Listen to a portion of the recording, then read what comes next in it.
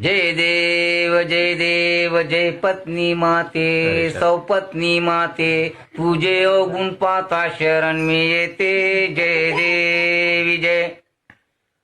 ननदेराले पाण्यात तू पायते सासू सासऱ्याले उपाशी ठेवते एकत्र कुटुंब नजरेत खुपते सारा दोष आपल्या नवऱ्याला देते जय देवी जय काही कारण नसताना गाल तुझे फुकते 8 दिवस तू रुसून बसते असले नसले गुण बाहेर काढते घरातल्या लोकांना परेशान करते जय देवी जय उठली सुटली का शहरात तू जाते कॅबरे डॅन्सर सारख्या भुवया कापते वर्षातून 12 साड्या तू घेते नवरा तुझा फाटक्या लुंगीवर फिरते जय देवी जय घेता तुझे गणपत 50 पक्वान करते हसत खेळत त्यांच्याशी बोलत तू बसते माझे गणगोत येता डब्बे रिकामे होते बोलण्यासाठी तुझी दातखडी बसते जय देवी जय अमावस्याच्या तुरत्या पौर्णिमा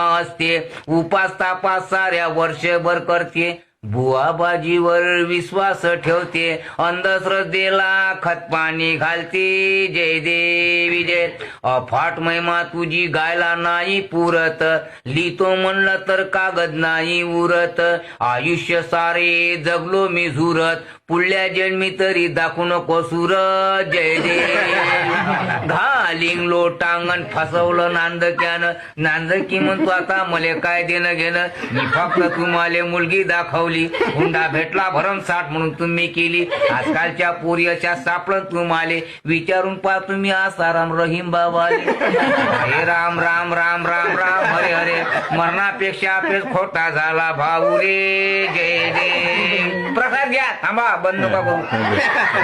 सदा सर्वदा पत्नी मातेचे भेव आयुष्यभर आणते साऱ्या जीवाले खेव कुटुंबाच्या कुटुंब करते हो बर्बाद पत्नी मातेच्या नावे घ्यावे प्रसाद बोलो पत्नी माते लग्नाचा विचार करताना मी लव्ह मॅरेज वाली ड्रम मध्ये तुकडं करून टाकतोय अरेंज मॅरेज वाली हनीमूनला नेऊन मारून टाकते चांगलं लग्न करायचं तरी कसं नको बाबा मी एक काम करतो काशीला जातं ना बाबा बनतं तू भारी काम होईल एक नंबर दुनियातला सगळ्यात मोठा गुरु बायको असती कारण की ती आपल्याला भांडे घासाय शिकिती ती आपल्याला कपडे धुवाय शिकिती ती आपल्याला स्वयंपाक कराय शिकिती ती आपल्याला भावासंग भांडण करून वायली निघाय शिकिती मी तर म्हणतो गुरुपौर्णिमेला बायकोच्या डोसक्यात नारळ फोडून तोंडात उदबत्या लावून पाया पडा माणसा मित्रांनो तर देवाने आपल्याला गरीबच बनवलेलं आहे तर श्रीमंत व्हायची खाच कशाला पाहिजे बरं काहीतरी विचार करूनच बनवला असेल ना देवाच्या विरोधात जाणं सुद्धा चुकीचं आहे बरं का हा देवाची वाकड म्हणजे डायरेक्ट नदीवर लाकडं कर्जबाजारी वाट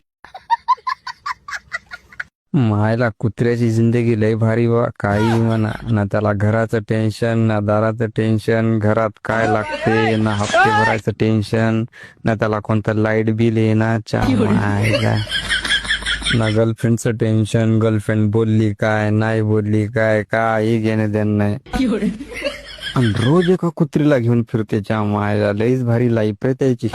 आणि इकडं काय की आम्हाला एक झाट वर्गी पटत नाही कुत्रे बरे आपल्यापेक्षा मायला